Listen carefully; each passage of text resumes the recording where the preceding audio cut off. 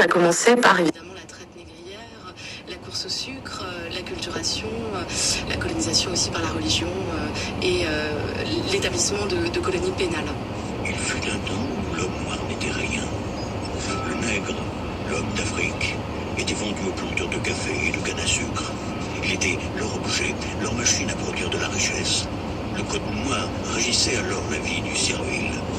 Pour la loi, l'esclave n'était qu'un objet.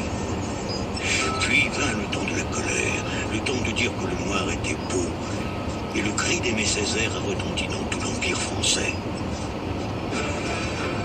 Thématique, la collection a préféré à la chronologie développer 5 grands sujets: l'économie, l'éducation, la religion, la répression et bien sûr l'esclavage. Réalisé à partir d'entretiens d'ultramarins, mais également de chercheurs francophones et anglophones, enrichis par des archives, les documentaires signés également par Xavier Maribonneau donnent à savoir et à mieux comprendre la trace de la France outre-mer, une démarche de réconciliation. Dorothée Lachaud. Aujourd'hui, on espère en tout cas qu'avec cette collection, ça va faire un petit peu bouger les lignes. Et en tout cas, on a eu d'excellents retours suite aux diffusions dans les stations Outre-mer Première. Je pense que les gens ont été très sensibles aussi à cette démarche et lever le voile sur une histoire qui n'a jamais été racontée, en tout cas pas racontée de cette façon-là. Les forçats du Pacifique et Pour un morceau de sucre, les 2 derniers épisodes de la collection sont à voir sur la chaîne France O.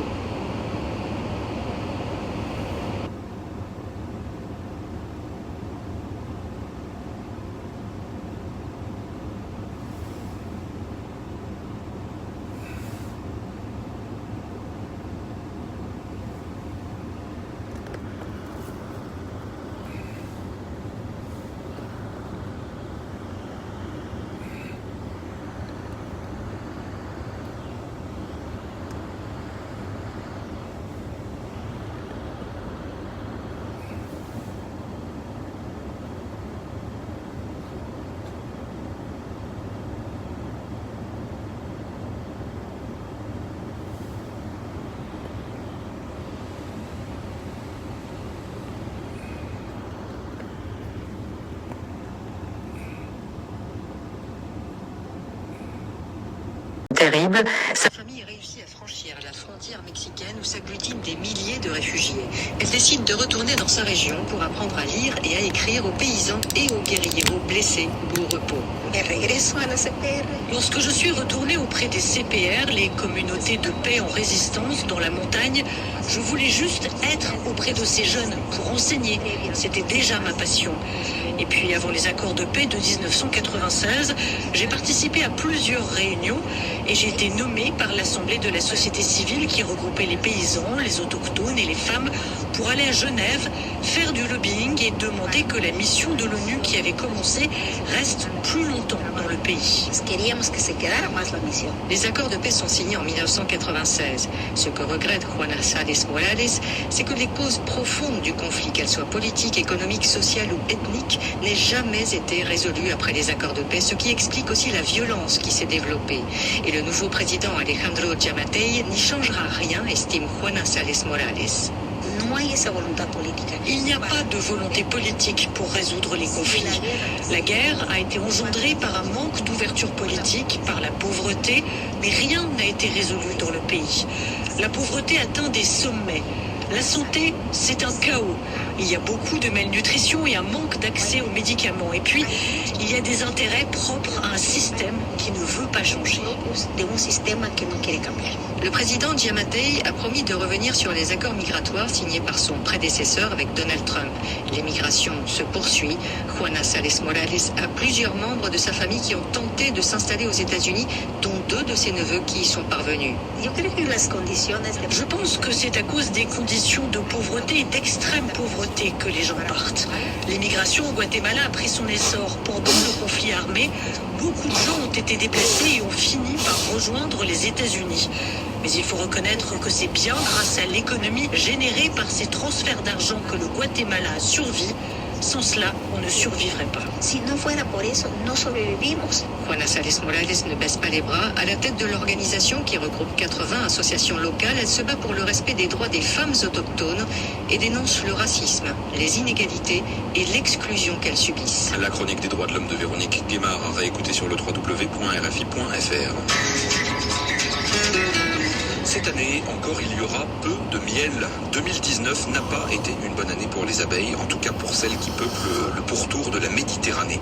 Il a fait trop chaud, trop sec, les hivers ne sont pas assez froids, les cultures ne sont pas assez diversifiées pour permettre aux insectes de trouver de quoi produire du miel. Bref, ce sont tout un ensemble de facteurs qui expliquent pourquoi l'apiculture se porte aussi mal. Sayouba Traoré s'est penché sur la question. Comme chaque samedi, c'est la chronique de l'agriculture sur RFI. Au téléphone, j'ai interrogé Henri Clément, qui est apiculteur professionnel et porte-parole de l'Union nationale de l'apiculture française. Jusque dans les années 90, on avait 5% en moyenne de mortalité par an. Aujourd'hui, on est autour de 30%. Chaque année, en France, meurent plus de 300 000 colonies d'abeilles, 300 000 ruches que les apiculteurs doivent reconstituer. Nous avons également une évolution de l'environnement des ruches qui est moins favorable avec la monoculture, avec des régions où il y a surtout du blé, du maïs, du colza, du tournesol et pas beaucoup de diversité de fleurs intéressantes pour les abeilles. Certaines des cultures que mon invité vient de citer sont dites autogames, c'est-à-dire qu'elles s'autofécondent. Par exemple, une vaste étendue de maïs sur des kilomètres pose des problèmes à une colonie d'abeilles. Exactement, qui permet aux abeilles de récupérer du pollen, mais pas de nectar pour faire du miel.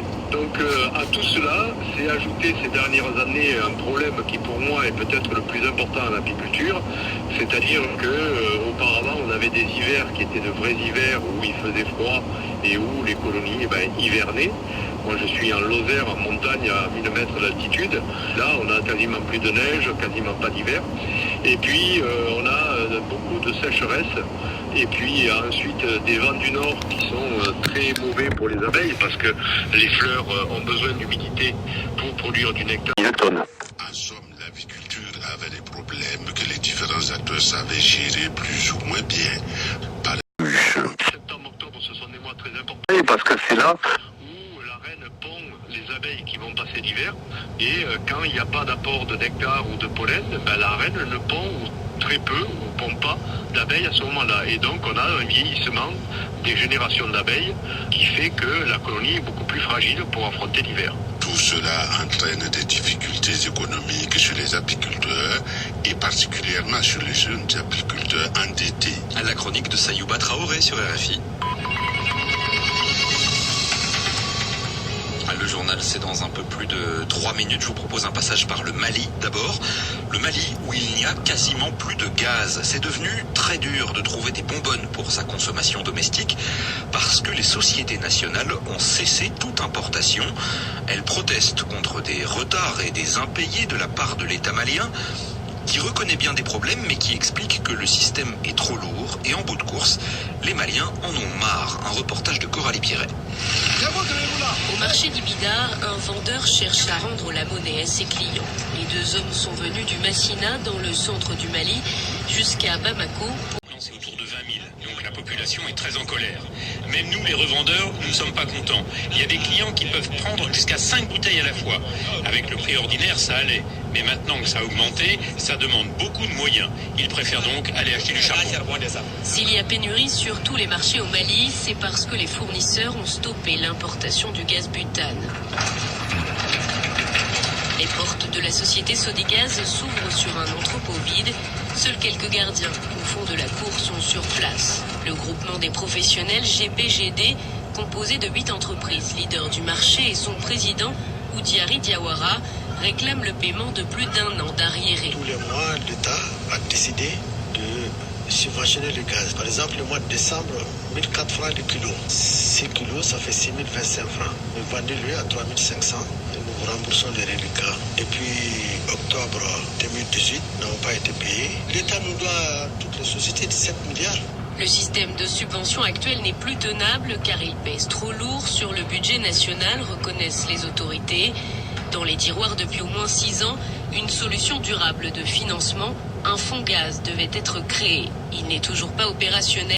Directeur général du ministère du Commerce, Boukadari Doumbia. On a laissé libre l'importation. C'est-à-dire qu'on a la consommation. Donc les prévisions sont tout le temps faussées. Donc c'est pourquoi ce nouveau dispositif sera bâti autour des données comme les besoins nationaux. Ensuite, travailler sur la structure des prix, notamment la marge bénéficiaire. 5 sur 8 opérateurs ont signé les cahiers de charges au titre de 2020. Les autorités espèrent faire baisser le gaz cette année. Les prix au Mali sont parmi les plus élevés de la sous-région.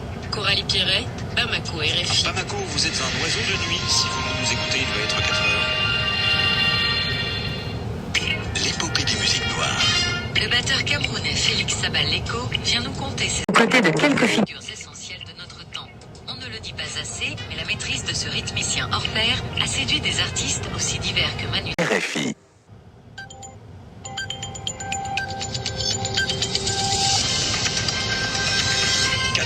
Universel, merci d'avoir. La Libye, c'est Demain, pas invité à participer illustré dans les négociations. hier. Et entre deux prises de parole, demain peut-être sera-t-il question également de l'Iran, un dossier et des tensions très vives depuis plusieurs jours. Hier, l'ayatollah Khamenei a présidé la prière du vendredi à Téhéran. Il a notamment parlé de la lâcheté des Européens. Des manifestants ont tenté d'interpeller le président en personne à Paris. Emmanuel Macron assistait à une pièce de théâtre. J-1 avant la grande conférence sur la Libye à Berlin. Autour de la table seront réunis normalement le chef du gouvernement d'Union nationale, Fayez El-Sarraj, mais aussi le maréchal Khalifa Haftar, à l'origine d'une offensive en Libye depuis avril dernier. Face à eux, Emmanuel Macron, Vladimir Poutine, Mike Pompeo, mais aussi Moussa Faki, président de l'Union africaine, et Denis Sassou Nguesso, président du Congo-Brazzaville et du groupe de l'Union africaine sur la Libye. Un nouveau ballet diplomatique quelques jours après une réunion à Moscou de laquelle avait émergé un cessez-le-feu. D'autres rencontres ont eu lieu hier également, Marie-Pierre Olfan. La Grèce ne sera pas présente demain à Berlin, mais elle s'est imposée dans les négociations en recevant, à la surprise de tous, l'homme fort de l'Est de la Libye. Le Premier ministre grec s'est entretenu pendant 1h30 avec le maréchal Haftar.